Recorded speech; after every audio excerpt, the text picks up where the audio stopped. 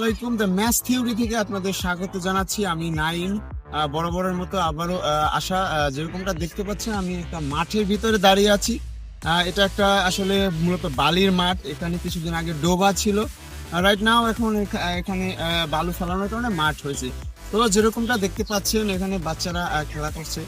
তো এর আগে যেরকমটা দেখিয়েছি যে আসলে বাংলাদেশের যে প্রেক্ষাপট এবং ক্রিকেটীয় যে ব্যবস্থাপনার যে কতটা দূর অবস্থা সেটারই পরিলক্ষিত আপনারা দেখতে পারবেন এখানে। কারণ আপনারা দেখতে পাচ্ছেন যে আসলে মাঠের যে একটা প্রয়োজন এই দেশে, বা বাচ্চারা যে খেলবে তার কিন্তু কোনো রকম পরিবেশ যে নেই।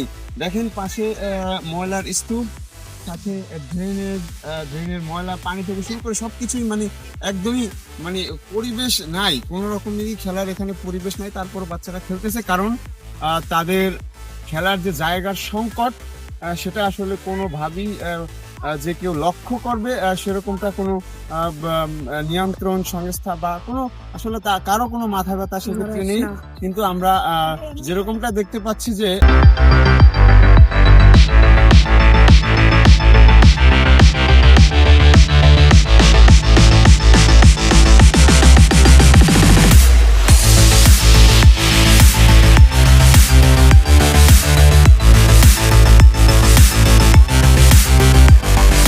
ছোট্ট কোমলমতি শিশুরা যে খেলার জন্য একটু ভালো স্পেস চায়, ভালো একটা পরিবেশ চায়, এবং তারা খেলতে পারলে সামনের অদূর ভবিষ্যতে একটা সম্ভাবনা তৈরি হবে যে না, আমরাও ক্রীড়াঙ্গনের একটা ভালো পর্যায়ে যেতে পারবো। কিন্তু যেরকমটা আপনারা দেখেন যে আসলে সেরকম কোনো ব্যবস্থাপনা আজ পর্যন্ত আমি তেমন একটা নিজভাবে দেখতে পাইনি যে হ্যাঁ, এই একটা আঞ্চলিক পর্যায়ে বা গ্রাম্য পর্যায়ে যে না একটা ভালো মাঠ বা ভালো একটা পরিবেশ তৈরি করে দিই বাচ্চাদের খেলার জন্য, সেটা আসলে কোনোভাবেই আমার চোখে পড়েনি। তো বর্তমানে আমি আছি হচ্ছে নারায়ণগঞ্জের মদনপুর। তো এখানেও আসলে সেম আগের মতনই যেরকমটা দেখেছেন একই অবস্থা, কোনো অবস্থার ভালো পরিণতি বা ভালো একটা কিছু দেখবো তার কোনো সুযোগ নেই। তো এর প্রেক্ষিতেই যেরকমটা বলার যে বাংলাদেশের দুর্নীতিগ্রস্ত যে প্রত্যেকটা সেক্টর, তো সেই সেক্টরই আসলে one of the most important place যদি বলি বা জায়গা বলি, সেটা হচ্ছে ক্রীড়াঙ্গন।